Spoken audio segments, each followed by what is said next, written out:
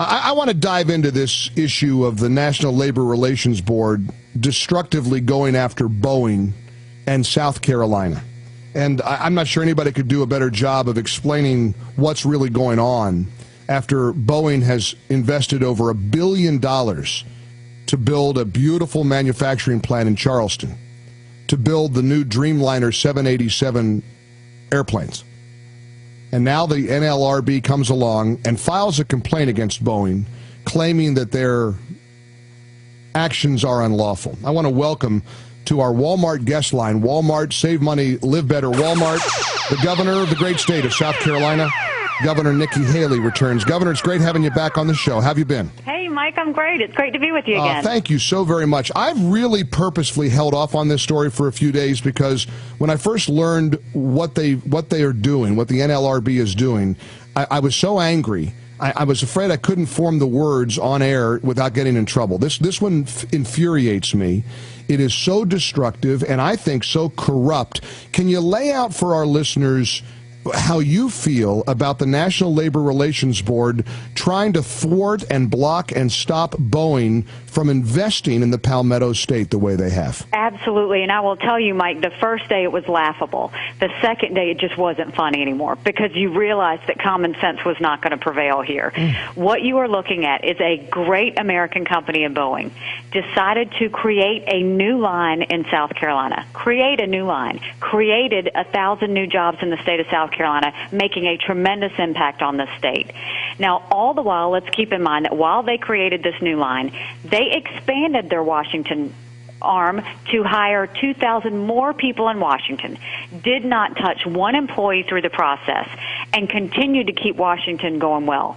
So all of this is good, and we should be thanking Boeing. And so the way we're thanking Boeing is the president is allowing the labor unions to come in and say, you can't go into another state and create jobs. It's that ridiculous. See, I believe this is a full frontal assault on not only South Carolina, but a red state like South Carolina, but on the South, on the right-to-work states, of which there are, you're one of 22. That's right. That's right. This is just this is payback, I believe, from the president to the union supporters, the union thugs who supported his presidency. I mean, Governor Haley, where is the president on this issue? Well, it's funny because we were in D.C. on Tuesday, and I held a press conference, and that's what I said. I said, this starts in South Carolina and it ends in South Carolina. I will not let one more governor go through this because he owes us an answer on how exactly he expects us to create jobs. Right now, he is creating best friends with every other country because he is forcing jobs to go overseas. That is what will happen.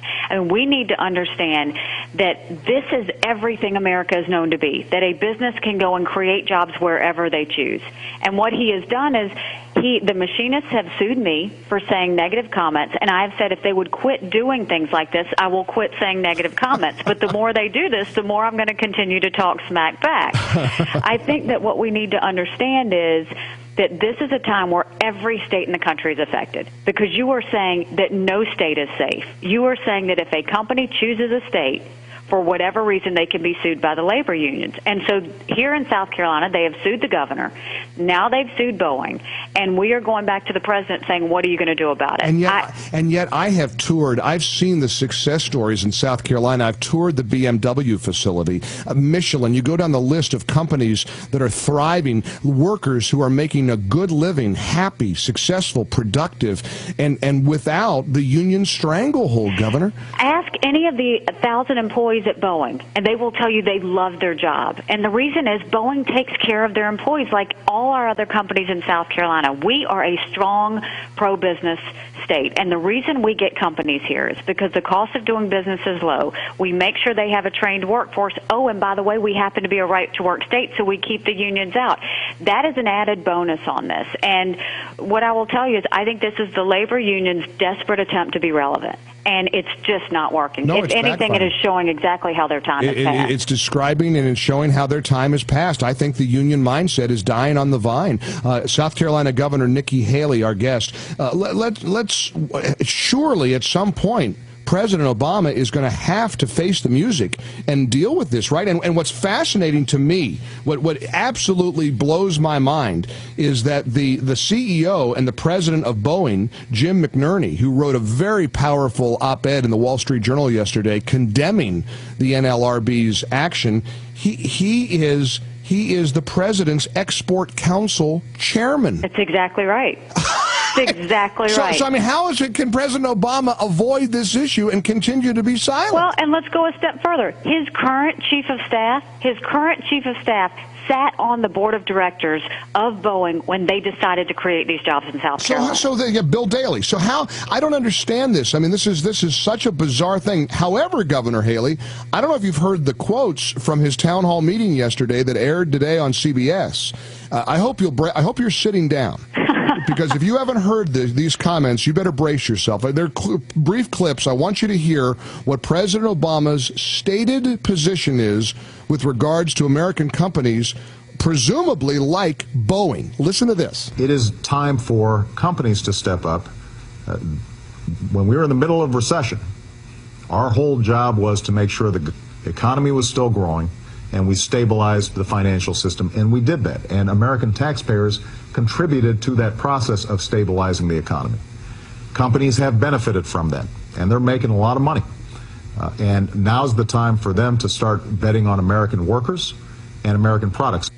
Governor Nikki Haley, have you slumped over yet? Unbelievable. Can you imagine? It's unbelievable. And his NLRB is trying to stop Boeing from doing exactly that. And what I said on Tuesday, and when I held the press conference, and we met with all the business associations and everybody, and we said, get out and be loud, was, you know, Mr. President, you owe us an explanation for what you think NLRB has done, and do you approve of it?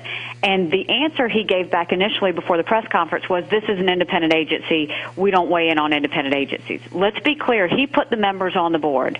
Secondly, I'm a governor. I have to weigh in on everything that happens in my state, independent agency or not. It's a cop-out what he's doing, and we can't let it stand. This is as big as Obamacare. This is the next big issue, is they have to answer to us what they're going to do to create jobs if they're going to allow the labor unions to do and I've got another theory, Governor Haley. I've got a theory about the president's inability to understand the role of American companies, how private American companies hire new workers. Another quote from this town hall meeting that you must hear. This is extraordinary to me. It frustrates me sometimes when people talk about government jobs as if somehow those are worth less than private sector jobs. I think there's nothing more important than working on behalf of the American people. See, that's his mindset. I think he has a disregard for what it means to be an entrepreneur. He does. He absolutely doesn't understand that the private sector is what turns our economy, not the government sector. He doesn't get it. He doesn't get it. Well, I just salute, I'm sure Senator DeMint and Senator Graham, the South Carolina political machine has got to be up in arms over this, right? They absolutely are. And when we were in Washington, both those senators were there. We were also joined by Senator Lamar Alexander and Senator Rand Paul. And, you know, people have come together because this is not a South Carolina issue. This is an issue that faces every state in the country, and we have to be loud about this. We have to go out and say we deserve an answer on this. And, you know, it starts with asking everyone in Congress where they stand on this with the president, Republican and Democrat, and asking the president where he stands. He may have just given us our 2012 issue. Could be. And speaking of 2012, South Carolina was recently the site of the first GOP presidential debate in Greenville. Admittedly, the front runners weren't there, but some interesting things that emerged. And I think it was very notable that it is in my beloved state of South Carolina where this took place, because a lot of people say that as South Carolina goes, so goes the rest of the country.